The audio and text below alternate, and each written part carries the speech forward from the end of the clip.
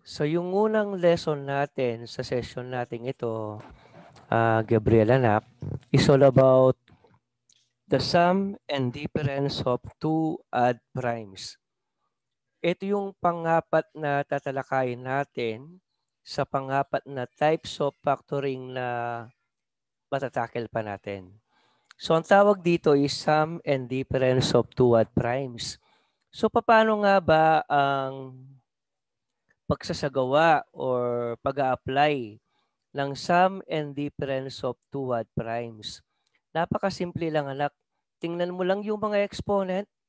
Kapag nakita mo yung exponent ng dalawang term sa given, nakakita ka ng odd number.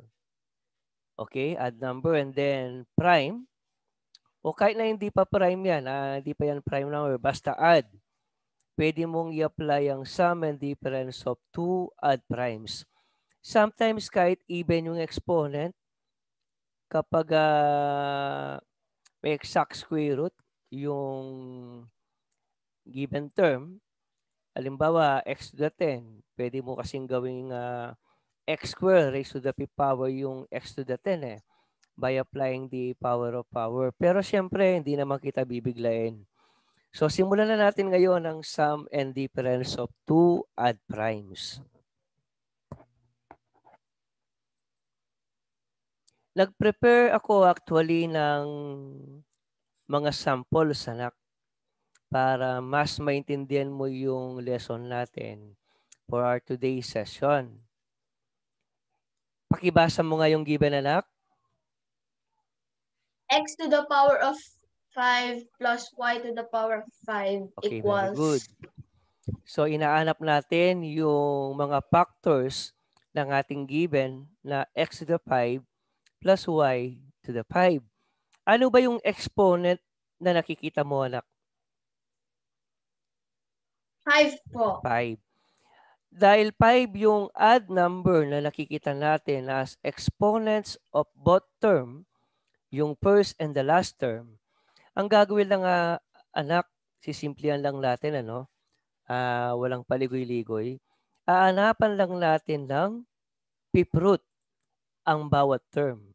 Kung halimbawa 7 yan, 7 din ito, hanapan natin ng 7th root. Kung 3 yan, or 9 yan, or 15 yan, hanapan natin ng root. Depende kung anong exponent ang nakikita natin. Nagets mo ba anak? Apo.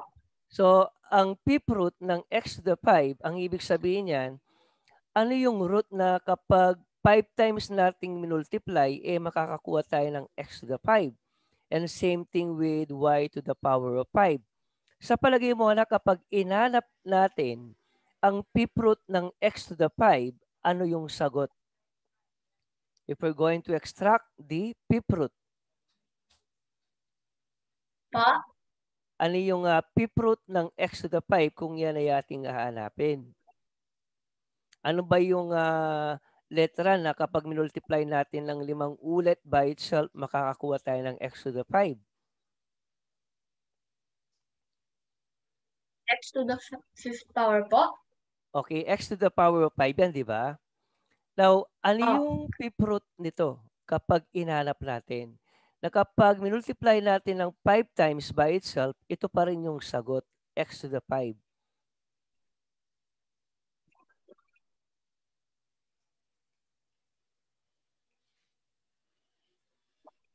Okay, let me give you a sample anak, no? Halimbawa, x to the 9. Ano nga hanapan natin ng root dyan, anak? Di ba 9th root? Correct? Kasi 9 yung exponent. Ang 9th root ng x to the 9 is actually equal to x. Bakit? Kapag ang x, multiply natin ng siyam na beses by itself, yan. X times x, 3, 4, 5, 6, 7, 8, 9. Kapag multiply natin yan, anak, ang sagot, ang mga yan, is also x to the 9. Therefore, ang 9th root ng x to the 9 is equal to x. Guess mo ba, anak? Na-guess mo ba? Okay.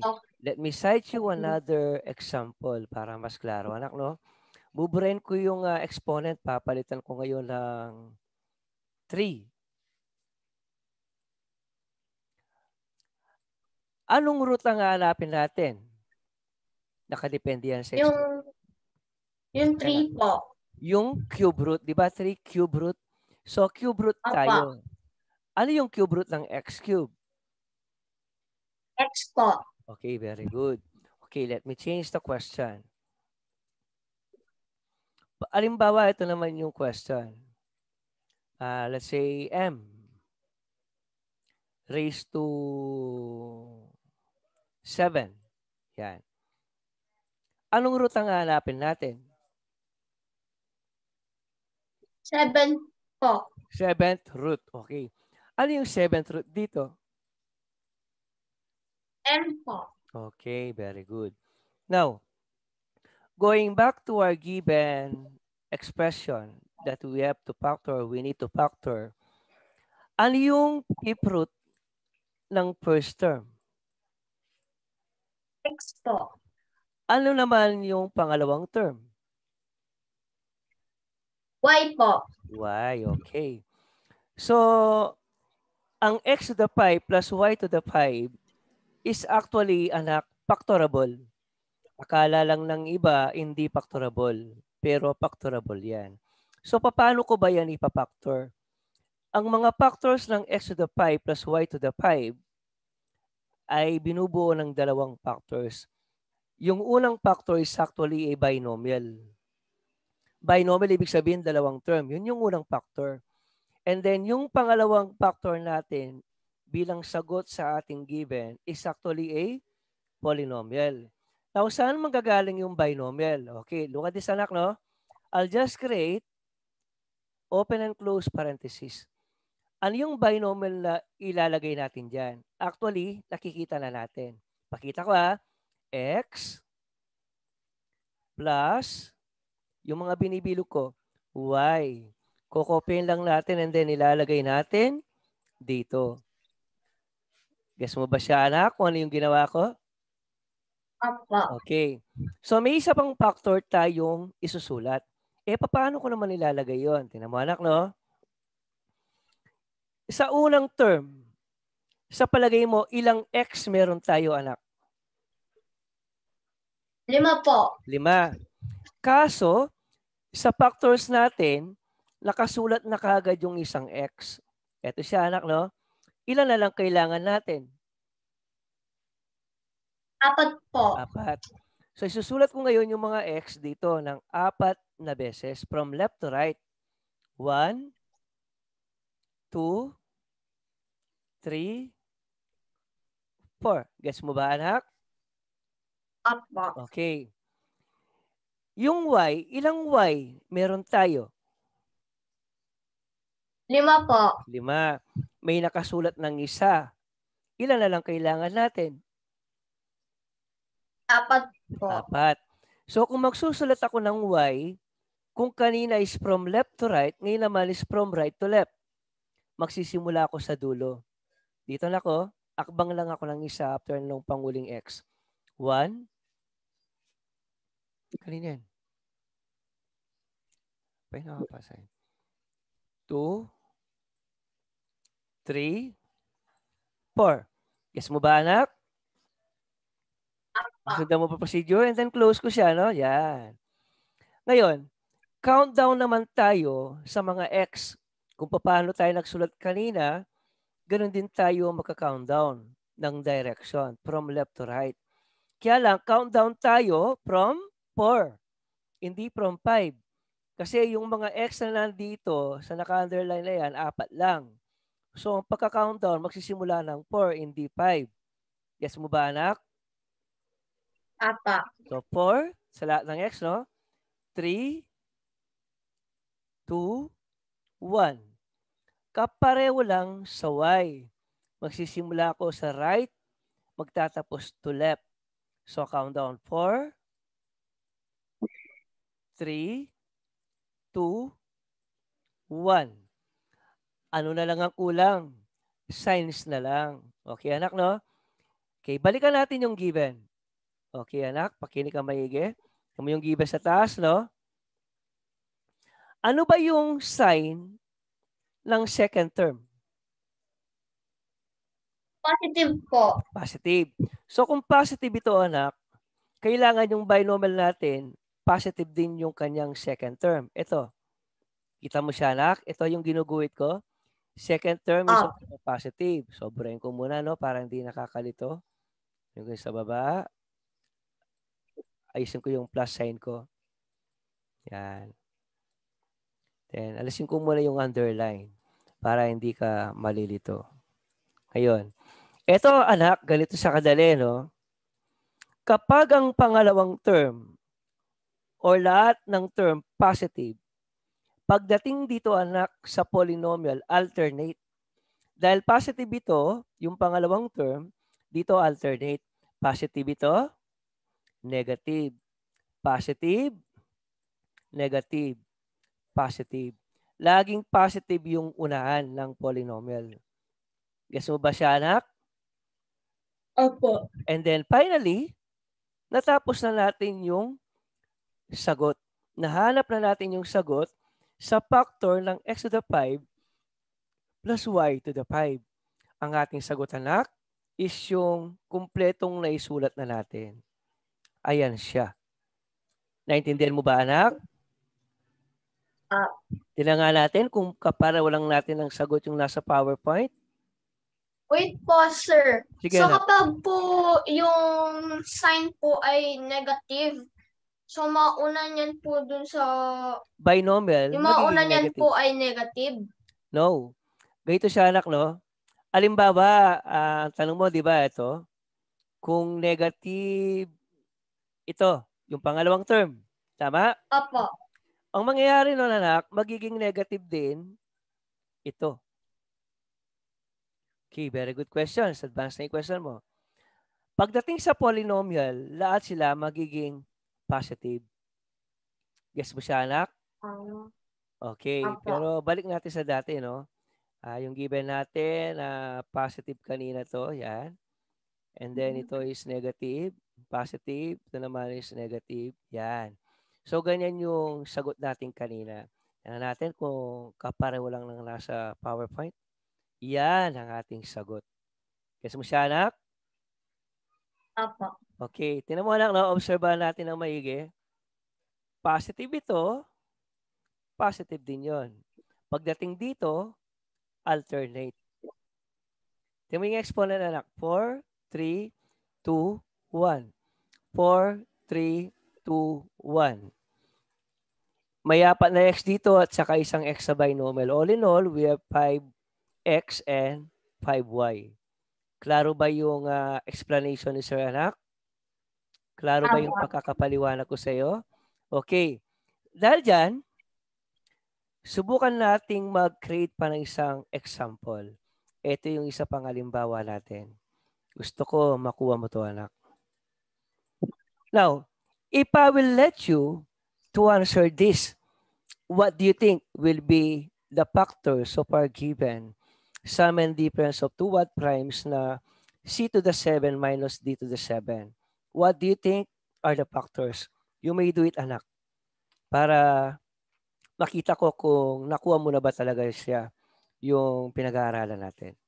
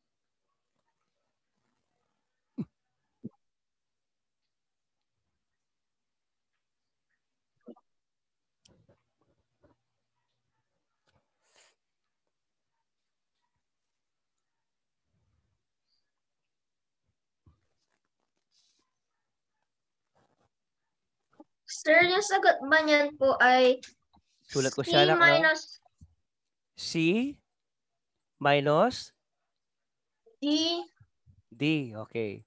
And then? times C6 Okay. plus C5D Wait. Okay, then? plus C4D2 ay D squared Okay. plus C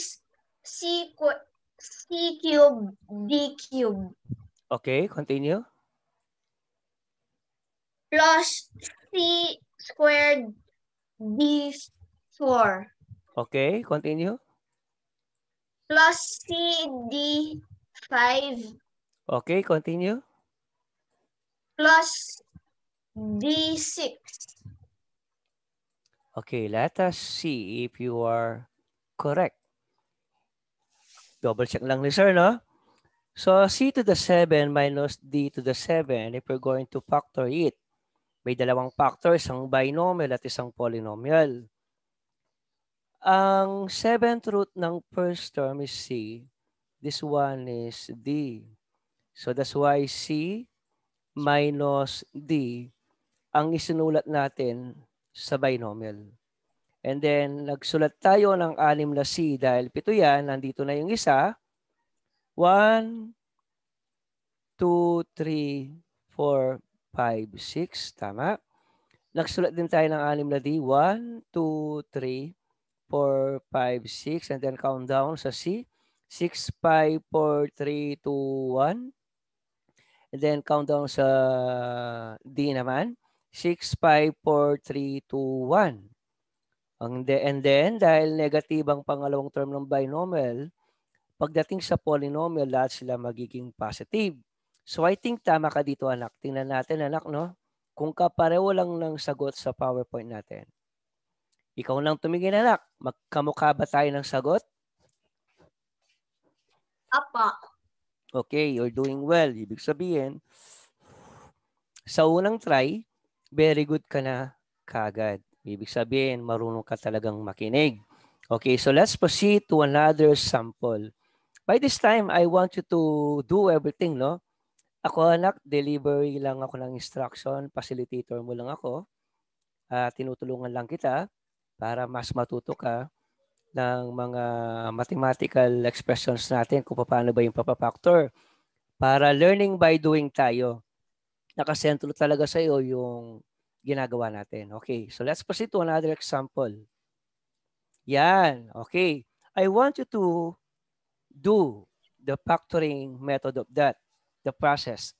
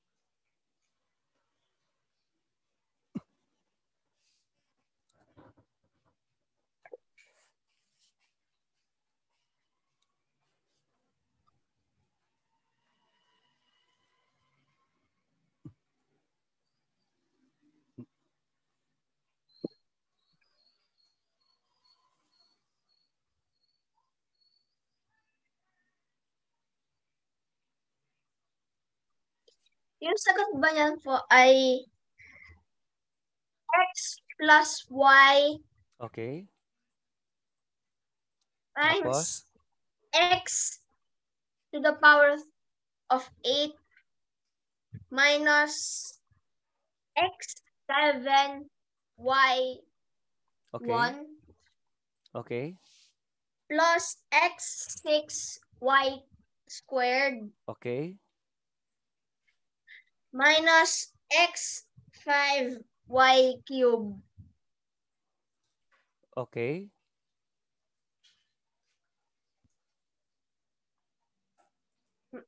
Plus x4 y4. Okay, continue.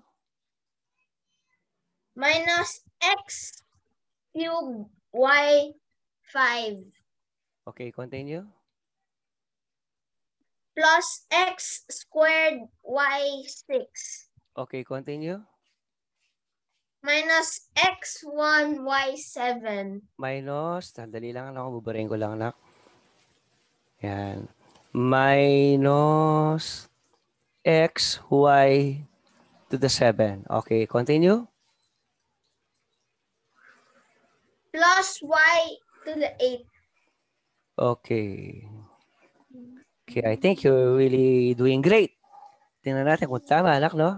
Nakasama ko ba sa slide? Tingnan natin, anak, no? Magkamukha ba tayo ng sagot, anak? Ikaw na mag-verify. Pa. Okay. Nakadalawang puntos ka na. Very good. So far, you are having a perfect score. You're doing great. Okay. So let us proceed to another one. Again, I want you to try this para ma-enhance yung skill mo. Yan. Tinasan ko pang lalo yung exponent.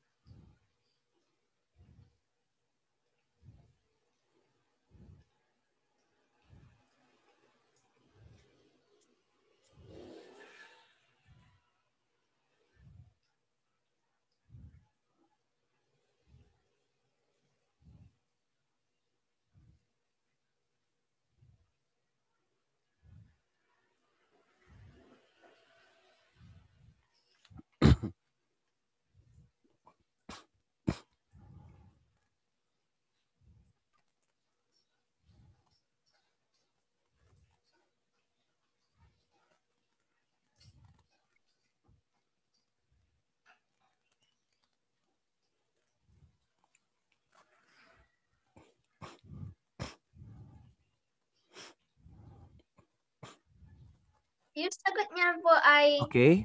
Wait lang anak, x no? minus y. Okay. X minus y.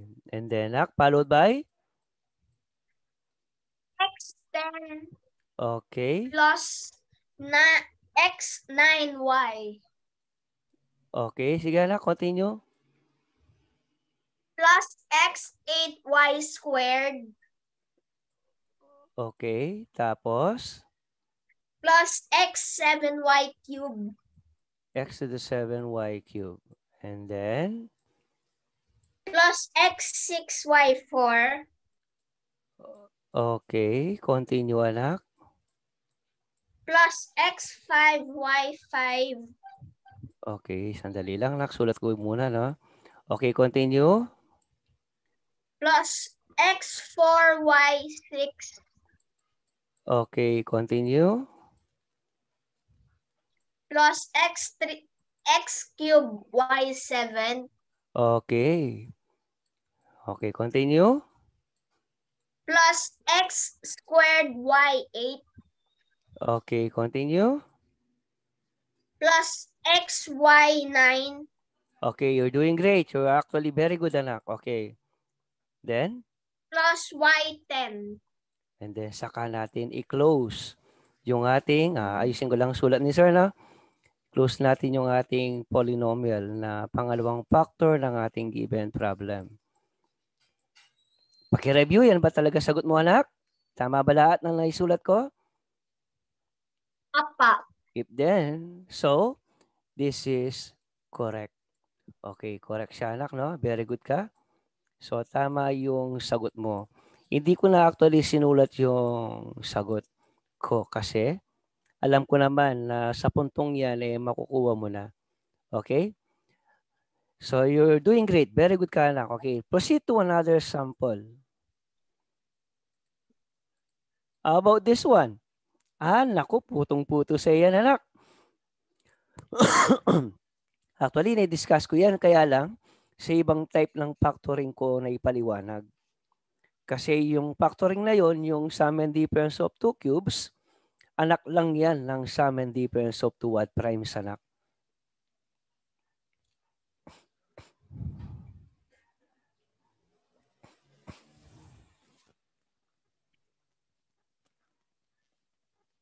Ang sagot po ay x minus y Then? Times x squared plus xy plus 9 squared. Plus y squared. Okay, you're very good. So, alam mo na ngayon, anak, kung paano ang types of factoring natin sa sum and difference of two odd primes. Tama ba ako? Okay, nakaapat na tayo at this point in time. Yung natalakay natin last session natin, the perfect square trinomial, difference of two squares, sum and difference of two cubes. Now we have the sum and difference of two odd primes na pare-pareho mo na ngayong kayang gawin. Now, let us proceed now to another type of factoring. Ito yung pang-5. Actually, walo yan, anak. Kaya lang, ayaw kong biglayin kita. Kasi hindi tayo after sa quantity, after tayo sa quality. Okay, ito. Pakibasa nga, anak, ng mga nakasulat. Trinomial with distinct factors, other trinomial, trial and error method. And then take note, ito din yung tinatawag nating FOIL method. Kaya lang, sa iba't ibang mga aklat, iba-iba ang pagkakasaad. Sa ibang mga books, yung mga pang-college na book, tawag dyan, trinomial with distinct factors. Nung nabasa ko yan sa libro ni Dr. Sergio Imas, na isang author na magaling na mga books. And then sa ibang books naman, tawag dyan other trinomial. Sa ibang mga books naman, tawag dyan is trial and error method. Pwede rin tawaging FOIL method. Bakit tinawag na trial and error method? Kasi anak, kailangan yung middle term makuha natin sa pag-a-add ng product ng means and extremes ng ating mga factors na binomial. Mamaya, makikita mo yan. Ipapaliwanag ko sa iyo. Nag-prepare ako ng halimbawa. I will do the first try, the first example, and then the rest, it will be your time. Para learning by doing tayo, makasabay ka, anak, on the spot. Assuming we have this x squared plus 9x plus 20, definitely, this is not a perfect square trinomial because yung 20 walang exact square root. Kung meron man, may decimal yan. Okay? Kaya lang, makukuha kaya natin yung gitna kapag in-apply natin ang perfect square trinomial? I think hindi pa rin. Okay, now let us see what we can do with this. So, ang gagawin ko, anak, ganito, no? Lilika lang muna ako ng dalawang close and open parentheses. Yan. Ang unang gagawin ko, anak, yung first term, the x square. Ipapactor ko ang x square ng ganito. Kapag pinactor ko ang x square, we have dalawang x. Isang x sa una, isang x sa pangalawa. Kasi x times x is still x square. Okay? Since trial and error tayo, ano ba yung mga factors ng 20? Yan muna, anak, no? Ano ba yung mga factors ng 20? Bigay mo nga. Na kapag multiply mo yung dalawang numbers, 20? Pa? Ano ba yung mga numbers na kapag multiply mo, ang sagot is 20, yung mga factors?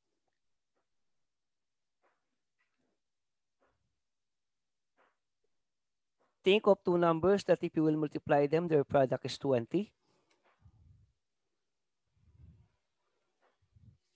Wait po.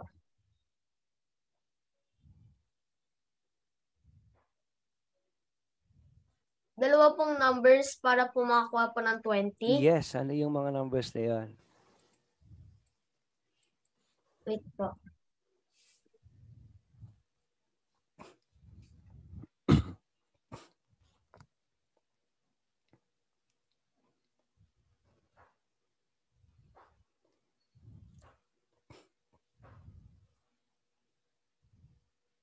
po? 10 and ano yung multiply ko sa 10 para makakuha ko ng 20? 10 and 2. Okay. Meron pa. Isip ka pa, anak. Maliban sa 10 times 2, ano pa yung mga numbers na makakakuha ka ng 20? 4 times 5. Okay, 4 and 5. Meron pa, anak. Ano yung dalawang number na kapag multiply mo, 20 pa rin ang sagot?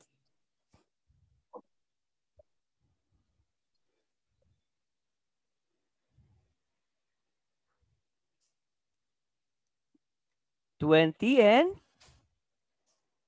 1. Okay. The number itself and 1. Look at this. Diba 10 times 2, 20. 4 times 5, 20. 20 times 1, 20. Bakit trial and error? Test muna natin yung 10 and 2, anak, no? If I will write 10 here and 2 doon. Kasi nga, factors ng 20 eh. 10 and 2. And then lalagyan ko ng sign para yung positive, kunwari. Okay? Okay, anak, no? Positive 10 and positive 2. Kapag minultiply ko ang means, 10 and x, anong sagot? Pa? Kapag minultiply ko yung mga means, 10 and x, anong product? 10x po. 10x. Ngayon naman, i-multiply ko yung mga extremes. X and 2, anong product? X. 2x po. 2x. Parehong positive yan, anak, no? Parehong positive yan. Positive 10x and positive 2x. Kapag ginad ko yan, anong sagot? 12x po. 12x. Nakuha ba natin yung middle na 9x? Hindi po. Hindi. Ibig sabihin, hindi ito ang sagot. Hindi yan. Guess mo ba, anak? Guess mo ba? Okay. Ibig sabihin, hindi pwede yung 10 and 2. Subukan uli natin. Halimbawa, yung 20 and 1 naman. X20 and then X and 1. Positive, positive. Kapag multiply ko yung dalawang yan, anong sagot? 20x po. Okay, 20x. How about these two? Anong sagot?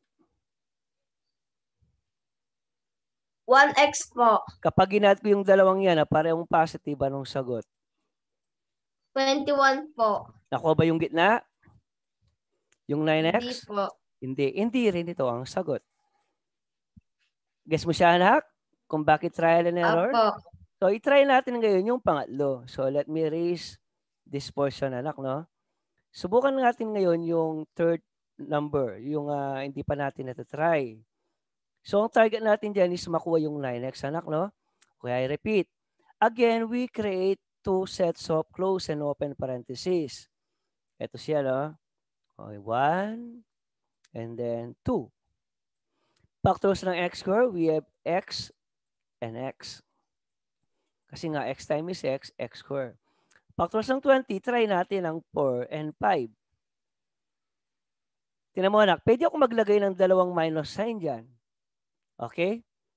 Guess mo siya? Negative 4 at saka x, ang sagot, ano? 4x po. Ano yung sign na ilalagay ko?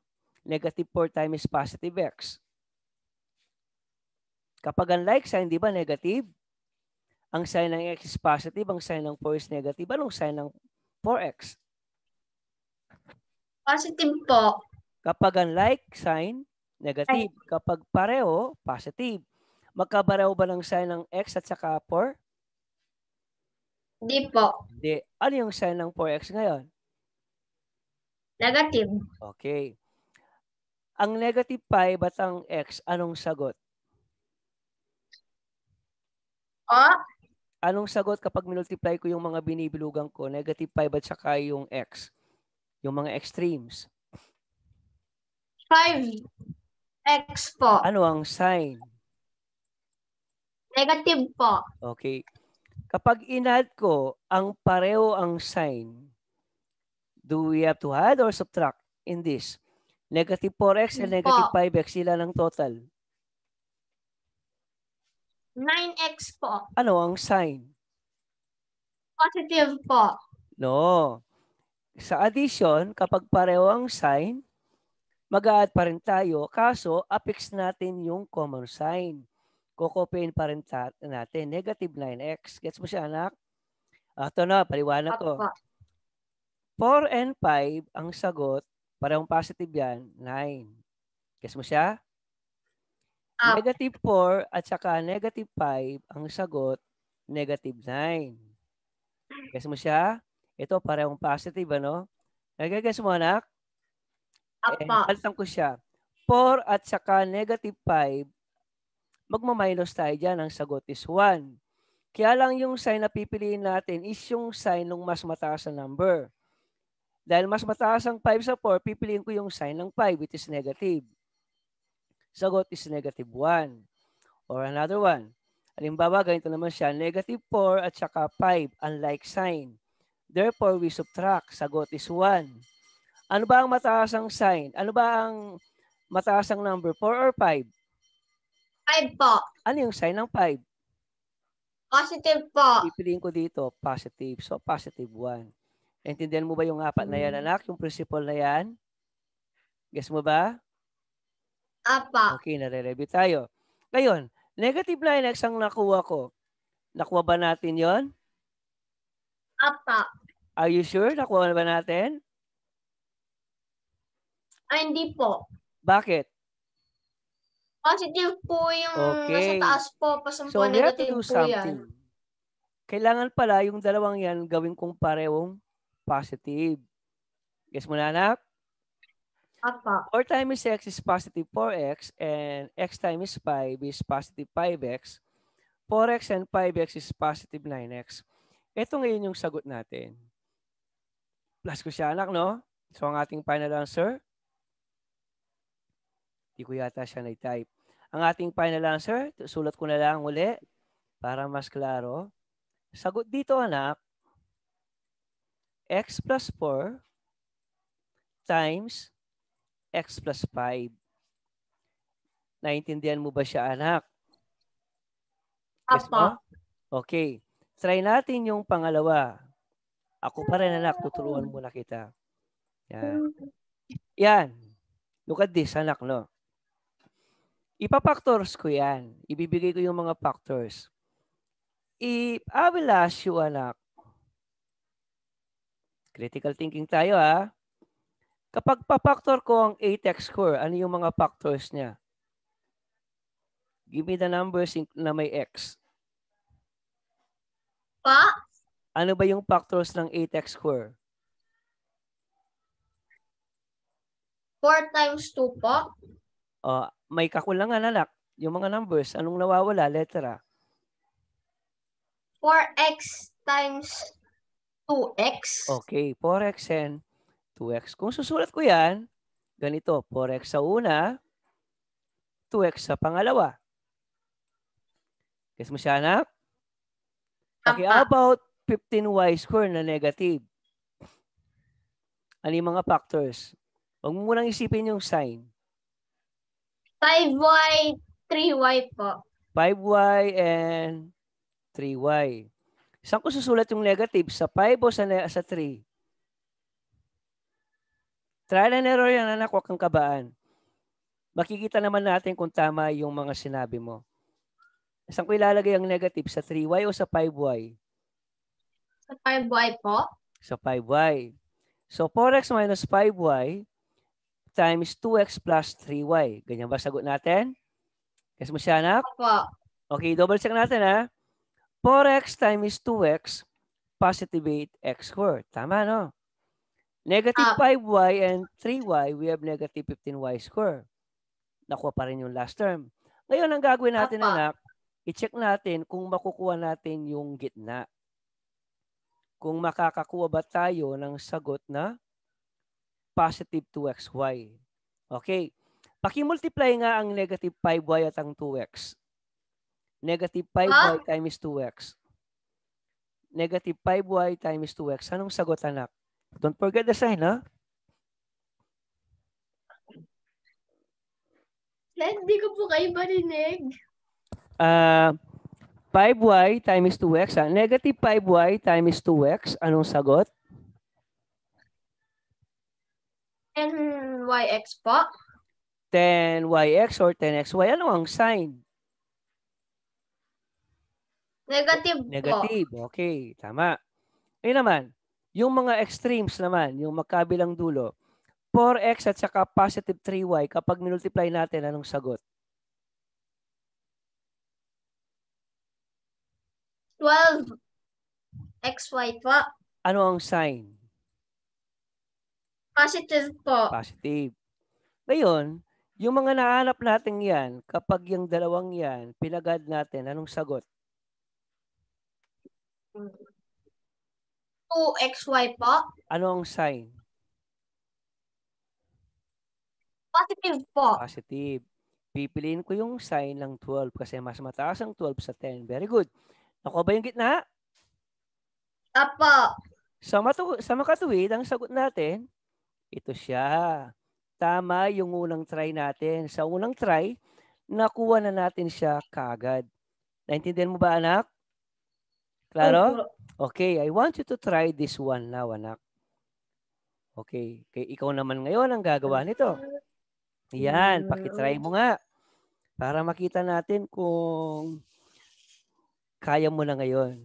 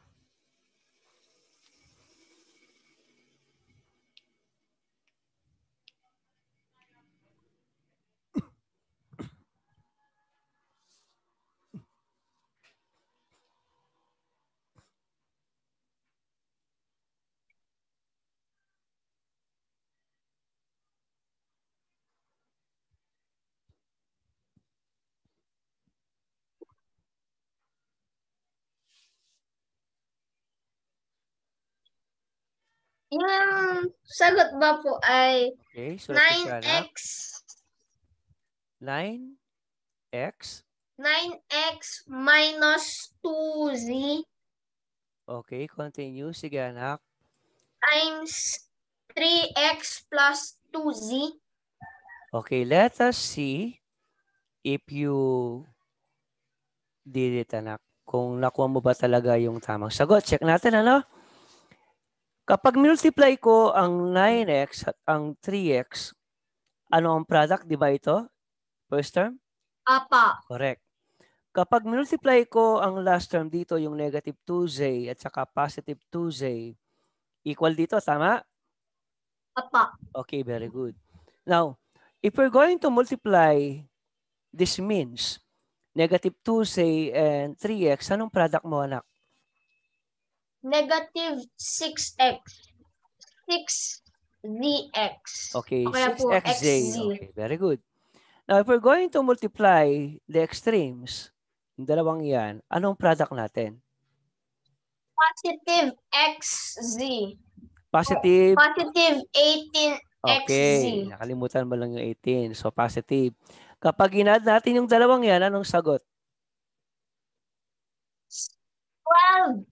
12xz po. Positive po. Okay, positive. Nakuha ba yung gitna? Apa. Okay. So, this is correct. Very good. Galing-galing mo na ka. Okay. Proceed tayo sa susunod pang halimbawa. Gusto ko talaga ikaw yung mapagod dito. Ikaw talaga yung kailangan matuto ng gusto, anak eh. Yan. Okay. Try mo yan, anak. 15 minus 4x minus 4x squared. I want you to give me the factors of that given expression.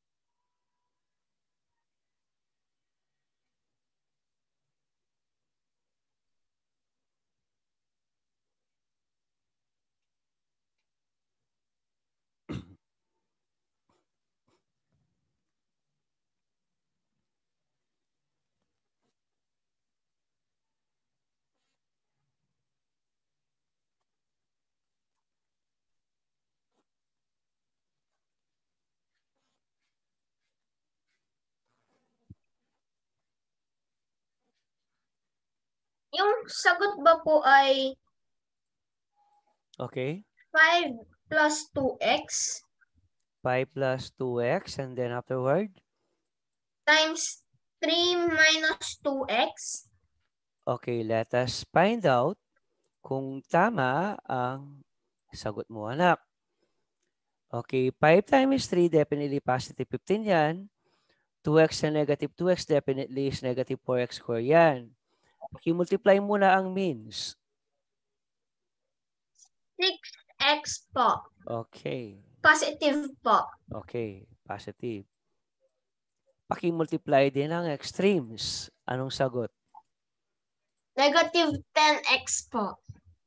Now, if we're going to simplify or operate these two, anong sagot natin?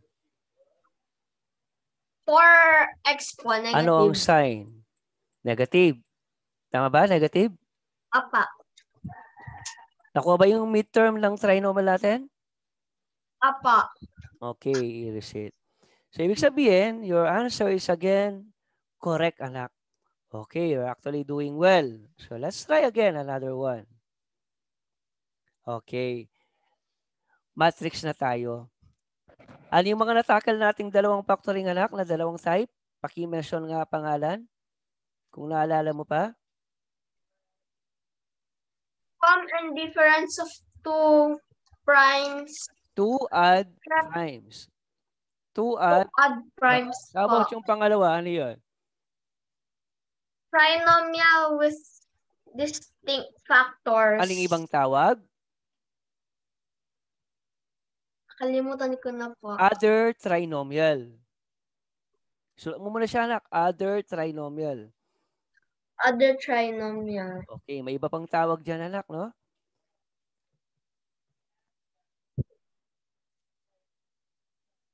Trial and error method.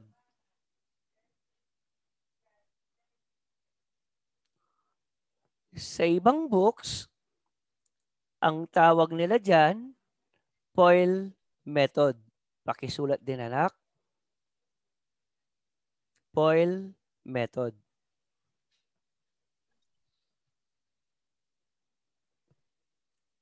Gets mo na? Klaro ba, anak? You're doing great actually. Dahil magaling kang sumunod ngayong araw na to, na-gets mo lahat ng lesson natin, kitang-kita naman yung output, di ba? Nakuha mo ng tama on the spot.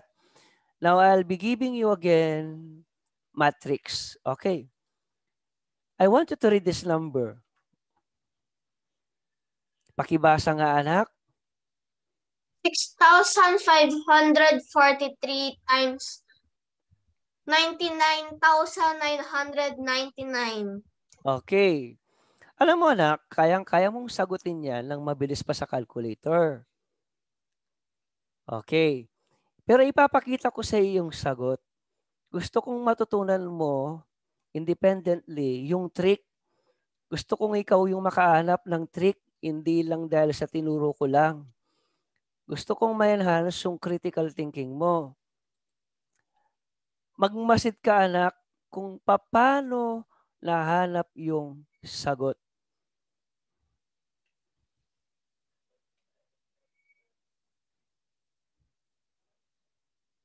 Meron bang similarity? Yung sagot at saka given. Ano yung similarity? Yung dun po sa 6,543 po. Yung dun po sa pinakauna po dun sa sagot, parehas po sila nung 54. 654. Apa. Okay. Pareho silang 654. Okay. How about yung pangapat? Anong napapansin mo, anak? Sa 3. Nahiwalay po siya. Nabawasan? Napunta po dun sa thousands po. Nabawasan Okay, po. Nabawasan ng ilang puntos? Isa po. Isa. Kasi 3, naging 2 na lang. Tama ba? Apa. Naging 2 na lang. Okay. Ilang numero yung nakikita mo dito, anak? Ilang digit? 4 po. Ilan ito?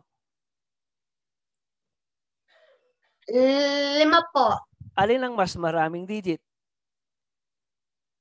Yung pangalawa po. Okay. Aralin mo may ganak, no? Okay. Kung pagpaparehasan natin bawat digit,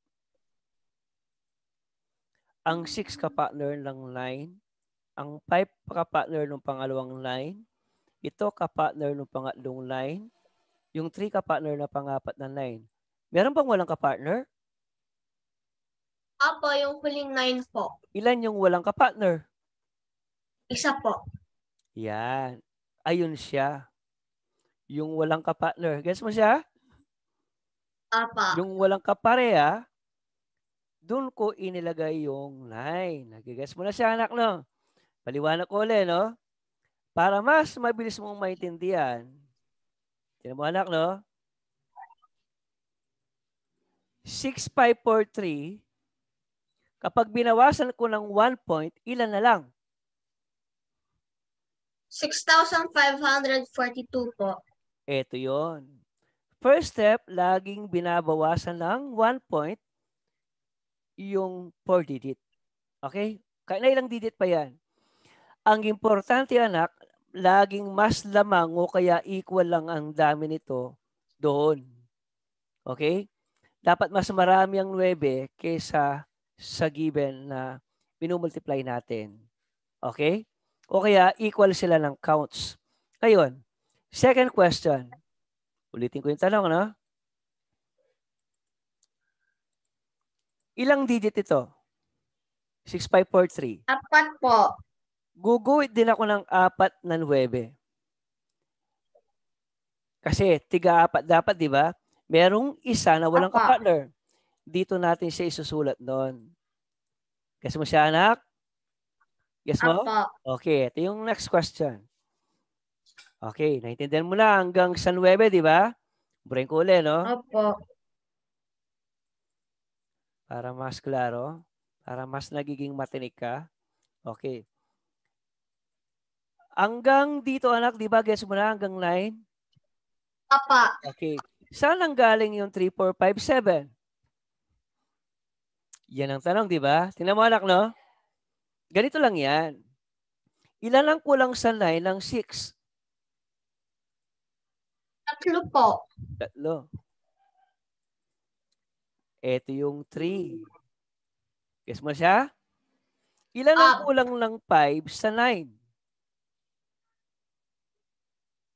4 po. Ayun siya. Ilan ang kulang ng 4 sa 9? 5 po. Ito siya.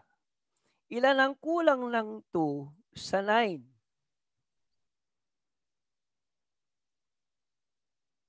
7 po. Ayun siya. Kompleto siya. Ganyan lang buo yung sagot. May calculator ka sa tabi mo?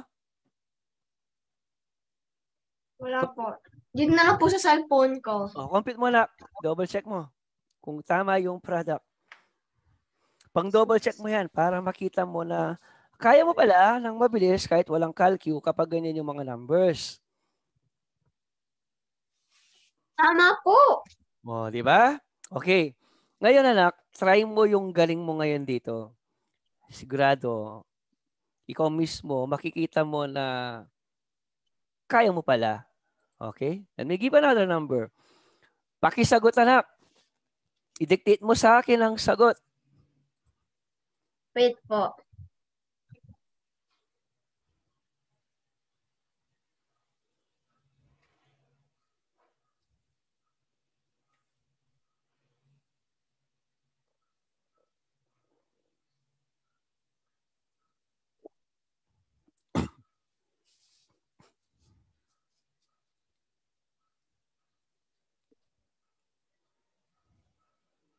Yung sagot ba niyan po ay 853 Yes? Continue? 999 Continue?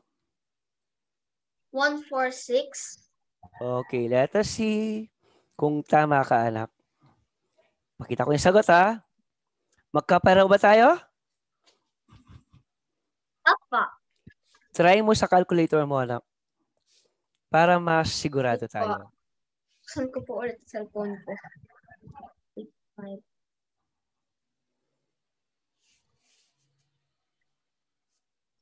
Tama po. Okay, anong pakiramdam mo? Kaya mo mag-solve ng mabilis ng mabibigat na equations, di ba? Okay, next. Opo. You try this again. Yan. Dumami yung digit ah. Kahit na hindi mo na-check sa calculator, baka kasya ba sa calculator to? Kasya, sakto. 12. Sige anak.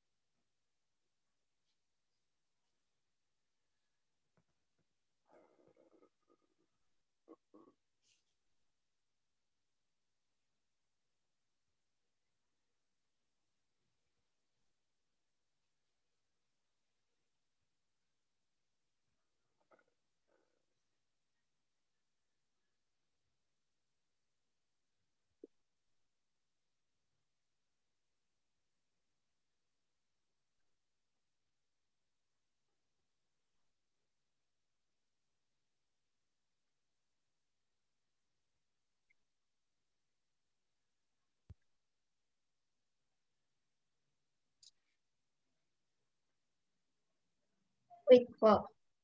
Take your time, anak.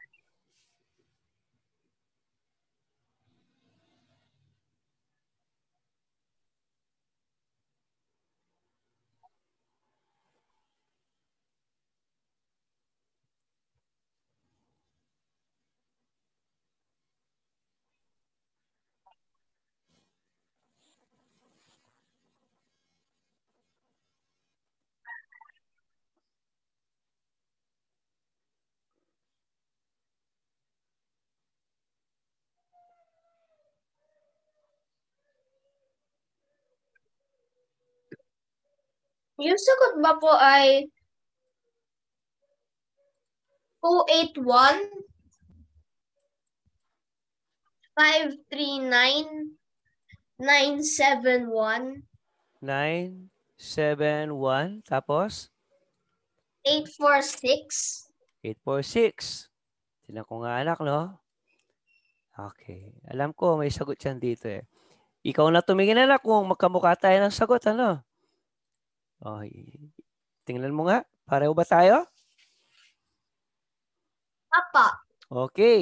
You did it again. You did it very well. Check mo sa calcu. Kasi yan sa calcu, anak. 12. Para makita mo talaga na tama talaga lahat ng sagot natin. To cease to believe kasi talaga, anak.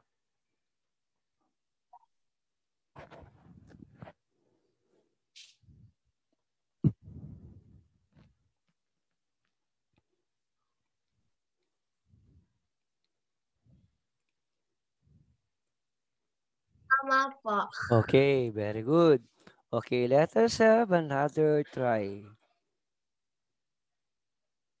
Yan, galing-galing mo na. Okay, how about this one? O sige nga, try mo yan.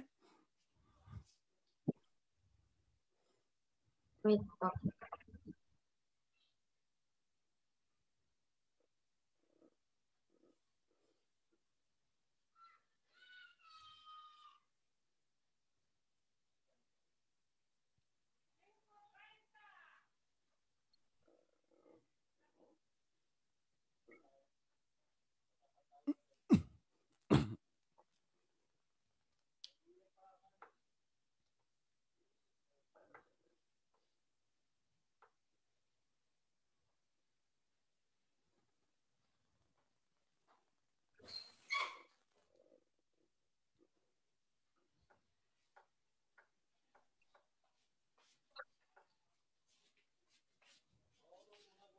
Ang sagot ba po ay 819?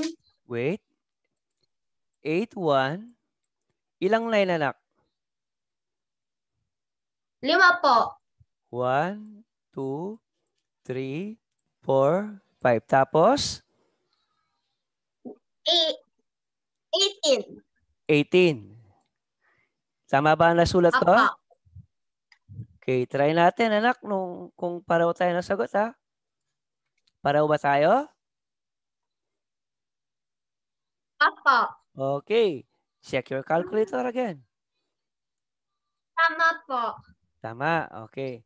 So, let us proceed if we still have one. One more. Meron pa kayang isa dito sa baba. Yan. Okay. How about this? Hindi na kasya sa calculator to, anak, no? Huwag mo natin na sa calculator. Hindi na kaya kasi hanggang 12 digit lang ang pinapakita ng monitor ng calculator.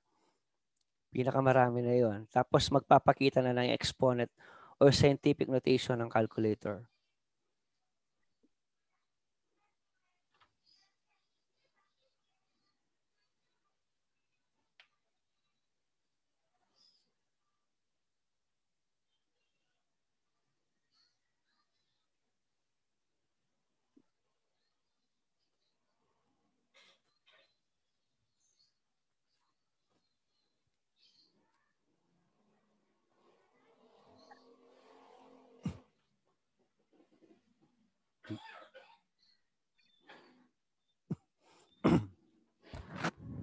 Ang sagot ba yan po ay 381? Wait. 381. Tapos?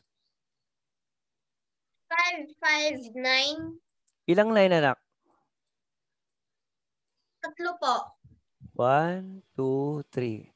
And then? 61844. Yan. Tama ba ang mga numbers na naisulat ni Sir, anak? Papa. So we have, if I will let you to read this, how do you read it?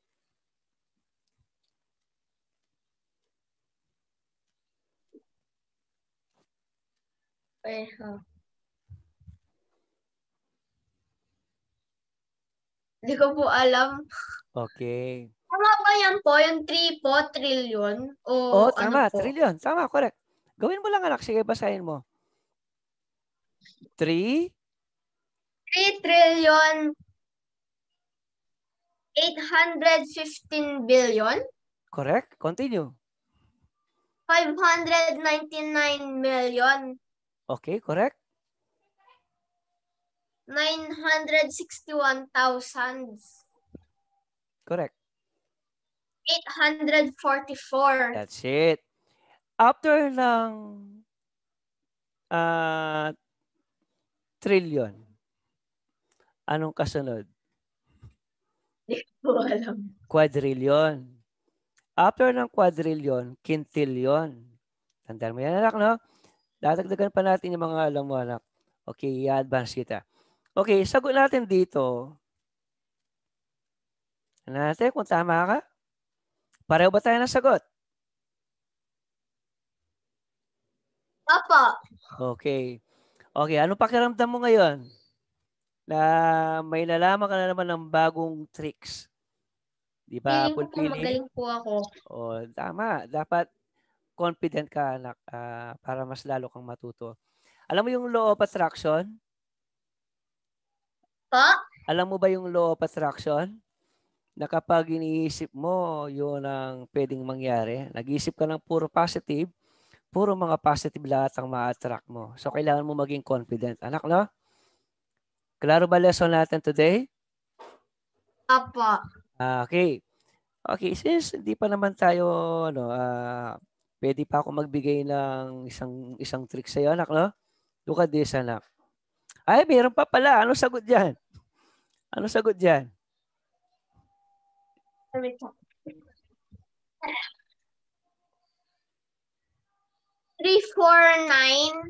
Tapos? 65. 34965. Tama kaya? Tingnan natin. 34965. Okay, correct. Very good. O, kita kapag ganyan lang karami, kaya mo nang mabilisan. Di ba, anak, no? Okay, so that is fulfilling. Next meeting, start na tayo ng sets and then utik-utikin natin yung ibang mga factoring. Tapos bibigyan pa kita ng matrix uli. Sets muna tayo kasi siguradong tatalakayin ninyo yun sa grade 7. Ano bang ibig sabihin ng sets? What are the different kinds of sets? Ano ba yung iba't ibang mga operations na ginagamit natin sa sets like yung union of sets? Di nyo ba na-tackle ng elementary yon? Yung sets po? Sets, oo. Na-take ba ninyo ng grade 6? Hindi pa, no? Hindi pa po. Okay, so aralin natin yon kasi ang pupuntahan mong eskwela na advanced sila doon and magagaling yung mga teacher doon sa ICT. May kakilala akong prof doon. Yung iba naging student ko pa. Okay, anak, no? And that's all for today, anak. God bless you, anak. And see you again ulit sa Sabado para maturuan pa kita ng mas marami pa.